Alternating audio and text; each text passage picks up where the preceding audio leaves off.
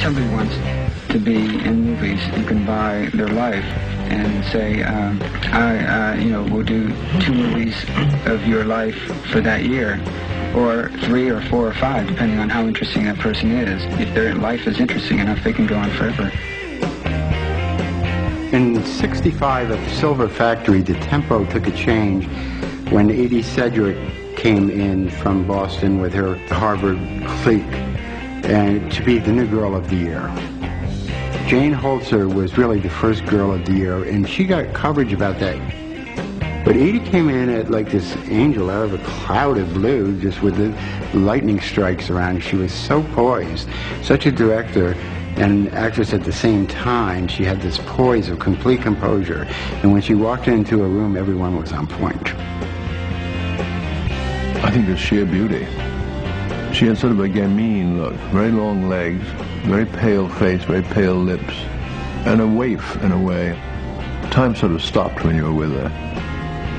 I think she may have been the very first of the great superstars. And she came to New York, and Andy Warhol took a look at her at this Lester Persky party, fell in love with her. Of all the superstars drawn into the orbit of Andy Warhol's career, none would match the brilliance with which Edie Sedgwick blazed across the firmament of the factory in 1965. From the very start, the ravishingly beautiful, deeply troubled 22-year-old heiress held a special fascination for Warhol, with her pale good looks, aristocratic pedigree, and restless, drop-dead charm. With a deeply addictive personality and family shadows that included a predatory father and 2 brothers who had killed themselves less than 10 months apart the year before, Sedgwick had more problems than anyone I had ever met, Warhol said. Gerard Malanga called her the personification of the poor little rich girl. She was an enchanting creature. I helped do a book on her, really to find out why, at the age of 28, she died. The girl with everything on her way, this amazing beauty, very gifted in a funny way, an artist, could have been a good actress, I think. But then she got tied up with Warhol, and of course for Warhol it was a great thing to have this creature to take around. She sort of became at his side all the time. They went to parties together. What happened when he met Edie Sedgwick was that he saw her as his ticket to Hollywood. That was very clear. And he wanted me to write scripts that more and more were Hollywood films to show off her talent so he would be bought by Hollywood and make Hollywood movies. His only dream that he was never to fulfill. Oh, wow. Great. Their first film effort together, a 1-character piece starring Edie as herself, was called Poor Little Rich Girl. Most beautiful coat in the world. Though half the film was out of focus, Edie's charisma shone through anyway, and her career as an underground film star was launched. For the next project, Warhol asked Tavel to write a new script for Edie. Something in a kitchen, he said. Something white and clean and plastic. The result was Kitchen. In the film, Edie and her mostly male co-stars drift around the pristine kitchen of a studio apartment, chattering all but inaudibly, thanks to the poor quality of the sound. It ends when one of her co-stars, for no apparent reason, strangles her on the kitchen table, while the rest of the party look on.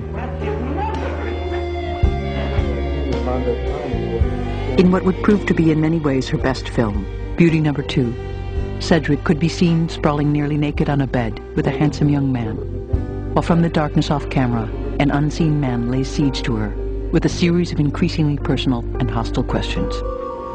What do you mean? Say that again. What do you keep asking me what I mean for? You know damn well what I mean.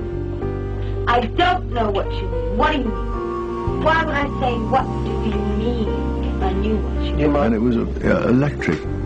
And the extraordinary thing about the film was that there was the third actor, this sort of voyeur figure, very much in a way like Andy, you know, the voyeur watching these 2 beautiful people on this bed, this boy and this girl. And she was very much drawn by him, but also drawn by these terrifying questions being put to her by the man in the foreground, Chuck Wine his name was. And they were very personal questions. How does that sound, Edie? I'll wake you up tomorrow. We'll find another doctor. You can read. I've got a... Beauty number 2, in many ways, was the high point of Edie Sedgwick's career. By the time it premiered on July 17, 1965, to glowing reviews that certified her status as the queen of underground film in New York, her relationship with Warhol had already begun to sour. She often talked about trying to get close to Andy, a mutual friend reported, but she never could get close to him on an emotional level. Money too became an issue. Though the film seldom made a profit and had to be subsidized by the sale of Warhol's paintings, Edie grew increasingly resentful of his refusal to pay her for her work. Egged on by her friends, including Bob Dylan's right-hand man, Bobby Newworth, with whom she would soon start a passionate affair. It was the beginning of a bitter tug-of-war between the Warhol and Dylan camps, which was still going on the day Dylan himself sat for 2 tense screen tests at the factory 6 months later. By then, Edie herself had started the long spiral down into darkness and drug abuse that would end with her death 5 years later. By the time I came along, she had come back from Woodstock a heroin addict, and there wasn't much you could do with her. And I think Andy knew that too, and that it was the beginning of the end. Many dreams were dying for him, and he'd keep trying with her, but he knew she wasn't going to take him to Hollywood. And in fact, every day she was heavier and heavier into drugs, so she couldn't, aside from not making lawns work, couldn't remember anything anymore. When Edie Sedgwick started going into the outer darkness, Andy Warhol did not try and bring her back. Or if he did, it was a pretty ineffective gesture. So that's a factor that one must weigh along with the greatness and the brilliance and the talent and all the rest.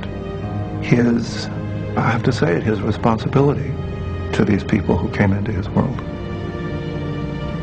Edie Sedgwick, because she came from a socially prominent family, ended up not dying in the streets exactly, but dying terribly at the age of 28. 28. That's just the beginning of life for most people. She looked like this bedraggled, wretched has-been at the age of 28. It was horrifying. It was sickening what happened. It was sickening what happened to a large number of people who were wrapped up in that dream.